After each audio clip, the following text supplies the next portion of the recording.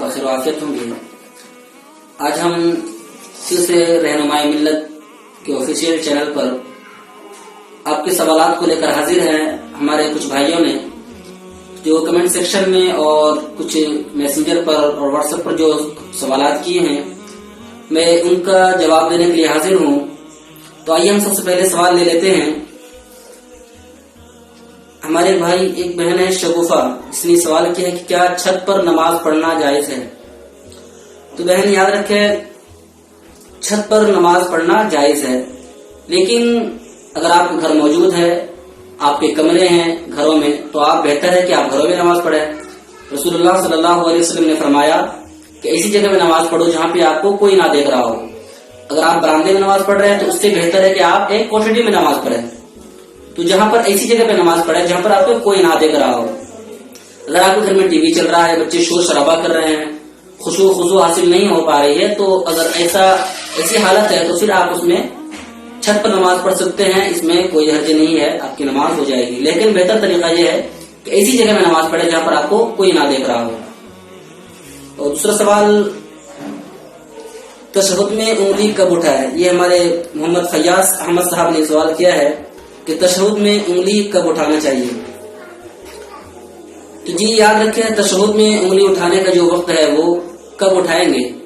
جب آپ اشہد اللہ الہ الا اللہ کہیں گے تو آپ انگلی اٹھانا ہے۔ کب؟ اشہد اللہ الہ میں اٹھائیں گے، اور الا اللہ جب کہیں گے تو آپ انگلی کو گرا لیں گے، اور اس طرح حلقہ جو بنایا ہے آپ اس حلقہ کو سیدھا کر لیں گے۔ اشہد اللہ الہ کہتے ہوئے کیا کریں گے؟ آپ نے اس کو حلقہ بنایا اس طرح، اور اشہد اللہ الہ الا اللہ۔ لوگوں نے پوچھا کہ اگر ایسا کیوں کہ اشہد اللہ الہ میں انگلی کو اٹھاتے ہیں؟ دیکھیے اس کے جو معنی ہے اس پہ غور کریں۔ اشہد میں گواہی دیتا ہوں، اللہ الہ یعنی کوئی معبود نہیں ہے، اللہ الہ کوئی معبود نہیں ہے، اس میں تو سارے لوگ شامل آ گئے، سب شامل آ گئے۔ اللہ الہ کوئی معبود نہیں، اس میں اللہ رب العزت بھی شامل آ گیا کہ کوئی معبود نہیں ہے۔ پھر اللہ الہ الا اللہ مطلب مگر اللہ ہی معبود ہے، اللہ ہی عبادت کے لائق ہے۔ تو اسی لیے اشہد اللہ الہ کوئی عبادت کے لائق نہیں ہے، کوئی معبود نہیں ہے مگر اللہ رب العزت، یعنی اللہ ہی عبادت کے لائق ہے، اور اللہ کی ہم عبادت کرتے ہیں۔ تو اشہد اللہ میں اٹھائے، جب اللہ الہ بولا ہے اشہد اللہ الہ الا اللہ میں آپ اپنی انگلی کو نیچے گرا لیں، یہ صحیح طریقہ ہے۔ اور دوسرا سوال ہمارے بھائی نے کیا کہ نماز جنازہ میں ہاتھ کب کھولیں؟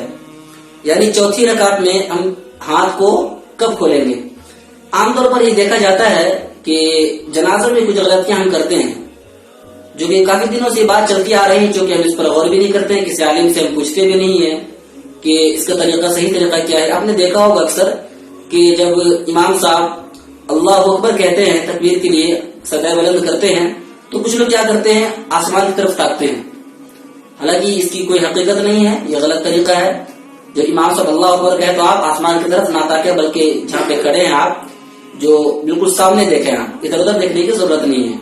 اور ایک یہ دیکھا جاتا ہے کہ چوتھی تکبیر میں، جب چوتھی تکبیر کے لیے امام صاحب سلام پھیرتے ہیں، اس سے پہلے جو تکبیر ہوتی ہے تو اس لوگ کیا کرتے ہیں کہ دائیں طرف سلام پھیرتے ہیں اور دائنا ہاتھ چھوڑتے ہیں، بائیں طرف سلام پھیرتے ہیں تو بائیں ہاتھ چھوڑتے ہیں، حالانکہ یہ طریقہ غلط ہے۔ طریقہ یہ ہے کہ جو امام صاحب چوتھی تکبیر کے اخیر میں جو اللہ اکبر کہہ لے تو آپ دونوں ہاتھ کو چھوڑ دیں، ٹھیک ہے؟ آپ دونوں ہاتھ کو چھوڑ دیں، اس کے بعد دونوں ہاتھ کو چھوڑنے کے بعد السلام علیکم ورحمۃ اللہ، السلام علیکم ورحمۃ اللہ، اور السلام علیکم ورحمۃ اللہ میں کیا نیت کرنی ہے؟ جب سلام پھیر ہے تو جس طرح جب نمازیں پڑھتے ہیں تو آپ کی نیت کیا ہوتی ہے کہ جو حاضرین ہیں السلام علیکم ان پر سلامتی ہو، جو فرشتے ہیں ان پر سلامتی ہو۔ لیکن اس میں ایک اور نیت کرنی ہے جنازے میں آپ کو، یہ کہ جو مردے ہیں ان کے لیے بھی السلام علیکم ورحمۃ اللہ، فرشتوں پر اور جو حاضرین ہیں ان پر اللہ کی رحمتیں ہو، ان پر اللہ کی سلامتی ہو، اور جو مردے ہیں اس پر اللہ کی سلامتی ہو۔ تو اس طرح آپ کو سلام پھیرنا ہے نا، دونوں ہاتھ چھوڑ دینا ہے آپ کو، اس کے بعد آپ کو سلام پھیرنا ہے، یہ صحیح طریقہ ہے نماز جنازہ کا۔ تیسرا سوال تھا، ہماری بہن نے سوال کیا کہ رشتوں کے لیے کہ 2 سال پہلے منگنی ہو گئی ہے، لیکن اس کے بعد سے رشتے کا کوئی ادھر سے جواب نہیں آیا ہے، تو ہم اس کے لیے کیا کریں کہ جلدی رشتہ ہو جائے؟ تو میں بہن سے کہنا چاہوں گا کہ جس نے بھی یہ سوال کیا ہے، تو بہن سب سے ایک اچھا طریقہ میں آپ کو بتاتا ہوں اس کے لیے کہ آپ تہجد کی پابندی کریں. نماز تو 5 جگہ میں پڑھنی ہے آپ کو، اور ساتھ ہی ساتھ آپ تہجد کی پابندی کریں. اور تہجد میں کرنا یہ ہے آپ کے تہجد کے بعد آپ کو 100 مرتبہ درود شریف پڑھنی ہے. جی، تہجد کے بعد 100 مرتبہ درود شریف پڑھنا ہے آپ کو. اس کے بعد اللہ رب العزت کی بارگاہ میں روئے، گڑ گڑائیں اور دعا کریں کہ اللہ رب العزت ہمارا کوئی راستہ نکال دے. اللہ ہمیں جس سے میری شادی لگی ہے ان کے نام لے کر دعا کرے، اللہ رب العزت کی مولا جو میرے رشتہ لگے ہیں اس میں کوئی رکاوٹیں ہو، کوئی پریشانیاں ہو تو اس کو دور فرما دے اور جلد سے جلد رشتے اس دعا سے منسلک کر دے. تو انشاءاللہ تعالی اللہ رب العزت آپ کی اس دعا کو قبول فرمائے گا انشاءاللہ تعالی. ایک اور سوال ہے، کیا لپسٹک لگانے سے نماز ہو جاتی ہے؟ ہماری ایک بہن نازیہ پروین ہے جو راجستھان سے ہے، انہوں نے سوال کیا ہے کہ کیا لپسٹک لگانے سے نماز ہو جاتی ہے؟ تو یاد رکھیں سب سے پہلے کہ لپسٹک، چونکہ آپ نے سنا ہوگا بہت دنوں سے کہ لپسٹک حرام ہے حرام ہے حرام ہے، لیکن لپسٹک اس وقت حرام ہے جبکہ اس میں کوئی حرام اجزا ملا ہو. اگر اس میں کوئی حرام اجزا نہ ملا ہو تو لپسٹک حرام نہیں ہے، لپسٹک جائز ہے. تو اگر آپ کو معلوم ہے کہ اس میں کوئی حرام اجزا ہے تو پھر آپ تو اس کو پہلی بات لگائے نا، آپ کے لیے حرام ہے. اور اگر اس میں آپ کو یہ معلوم نہیں ہے کہ اس میں کوئی حرام اجزا ہے نہیں، تو پھر آپ لپسٹک لگا سکتے ہیں. اور اگر اس میں حرام اجزا نہیں ہے تو کیا اس کے بعد کیا آپ اس سے نماز پڑھ سکتے ہیں؟ تو پہلی بات یاد رکھیں کہ اگر آپ باوضو نہیں ہیں، اگر آپ نے لپسٹک لگا لیا ہے اس کے بعد آپ نماز پڑھ رہے ہیں، وضو کر رہے ہیں، اگر آپ کے ہونٹ پہ وہ تہ جم گئی ہے یا پھر وہ پپڑی جیسی ہو جاتی ہے نا، اگر وہ ہو گئی ہے، وہ جم گئی ہے، تو اس میں پہلی بات آپ کو وضو ہی نہیں ہوگا، کیونکہ وہ وہاں تک ہونٹ کا جو اصل چمڑا ہے وہ وہاں تک پانی نہیں پہنچ پائے گا. تو پہلے یہ کریں، پہلے اس کو دھو لیں آپ، اس کے بعد آپ وضو کریں تو آپ کو وضو ہو جائے گا. اس کے بعد آپ نماز پڑھیں.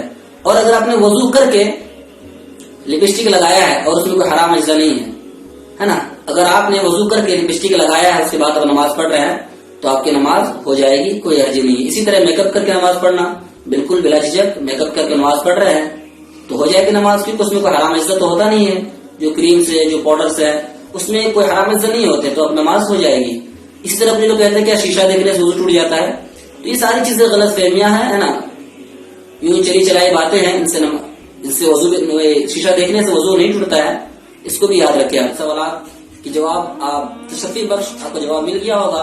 اور انشاءاللہ پھر سے میں گزارش کرتا ہوں کہ اگر اب بھی کوئی سوالات آپ کے باقی رہ گئے ہیں یا پھر اور بھی کوئی سوالات آپ پوچھنا چاہتے ہیں تو کمنٹ سیکشن میں آپ سوالات کریں، انشاءاللہ تعالی آپ کو اس کا جواب دیا جائے گا. السلام علیکم ورحمۃ اللہ وبرکاتہ.